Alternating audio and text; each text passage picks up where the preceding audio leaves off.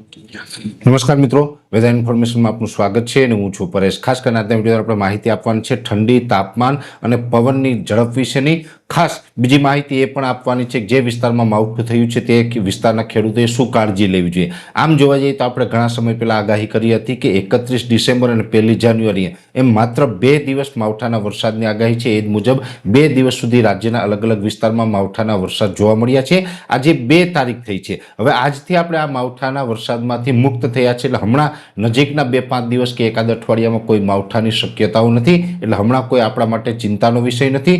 જે ઠંડી અને તાપમાન એટલે કે જે લઘુત્તમ અને મહત્તમ તાપમાન છે બંનેની અંદર આમ તો છેલ્લા 2-3 દિવસથી ઘટાડો થયો છે। ઠંડીનું પ્રમાણ છે વધી રહ્યું છે અને આ જ મુજબની કન્ટિન્યુ ઠંડી રહેવાની છે। હમણાં આપણે કોઈ બહુ ઊંચું તાપમાન જાય તેવી શક્યતાઓ નથી, એટલે તાપમાન છે એ નોર્મલ નજીક રહેવાનું છે। બીજા નંબરની અંદર પવનની જે ઝડપ છે એ આમ તો નોર્મલ રહેવાની છે। અમુક વિસ્તારની અંદર વરસાદ સમયે પણ પવનની ઝડપ છે એ મોટાભાગના વિસ્તારમાં નોર્મલ હતી, પણ 1-2 સેન્ટરમાં એવું બન્યું હશે કે પવનની ઝડપ વધારે હતી અને એને કારણે પણ ઘઉં સહિતના અમુક ઊંચાઈવાળા પાક હતા એ ઢળી પડ્યા હોય અને અનેક પાકોની અંદર ગુજરાતના ખેડૂતોને નુકસાન પણ ગયું છે। હવે હમણાં આવનારા 8 દિવસની વાત કરવા જોઈએ તો આજે 2 તારીખ છે, 2 જાન્યુઆરી 2026, 10 તારીખ સુધી પવનની ઝડપમાં કોઈ મોટો ફેરફાર થાય તેવી શક્યતાઓ નથી। પવનની ઝડપ છે એ નોર્મલ એટલે કે 12 કિલોમીટર પ્રતિ કલાકથી લઈ અને 15 કિલોમીટર પ્રતિ કલાકની ઝડપ રહેવાની છે, એટલે નોર્મલ પવનની ઝડપ રહેવાની છે।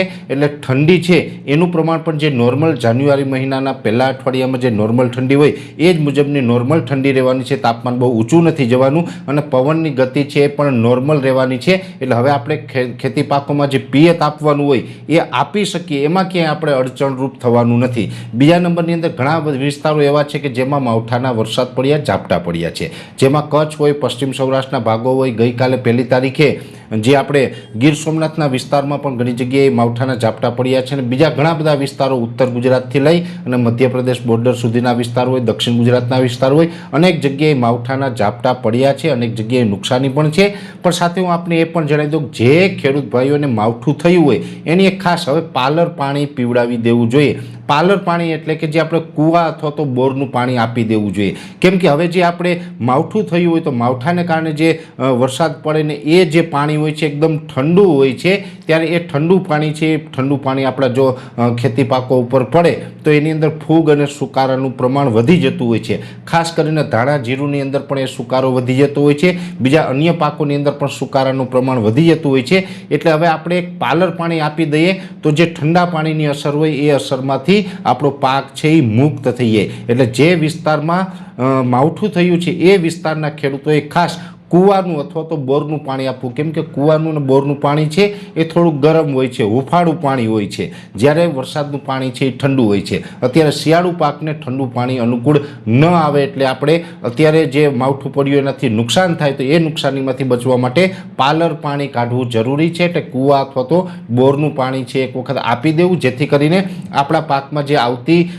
ફૂગ છે, સુકારો છે એને આપણે રોકી શકીએ। એટલે ખાસ આ વિડીયોના મારફતે મારે એ જ માહિતી આપવાની હતી કે જે વિસ્તારના ખેડૂતોને માવઠું થયું હોય ને ભલે હમણાં કદાચ માવઠા પહેલાં થોડા દિવસ પહેલાં જ પાણી આપ્યું હોય તો પણ ફરીથી જેટલું બને એટલી વહેલી તકે એક પાણી આપી દેવાનું છે।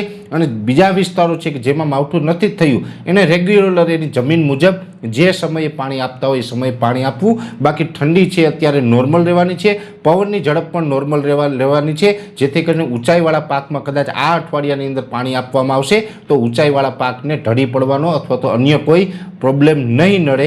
એટલે આપણે પવનની ઝડપ છે એ પણ નોર્મલ રહેવાની છે અને નોર્મલ ઠંડી રહેવાની છે, જેની દરેક મિત્રોએ નોંધ લેવાની છે। વિશેષ માહિતી છે એ નેક્સ્ટ વિડીયોમાં આપવામાં આવશે। અત્યારે આ વિડીયોની અંદર એટલું જ। અંતમાં દરેક મિત્રોને વિનંતી રહેશે કે આ વિડીયોને લાઈક આપીને દરેક ગ્રુપમાં શેર કરી દેવો।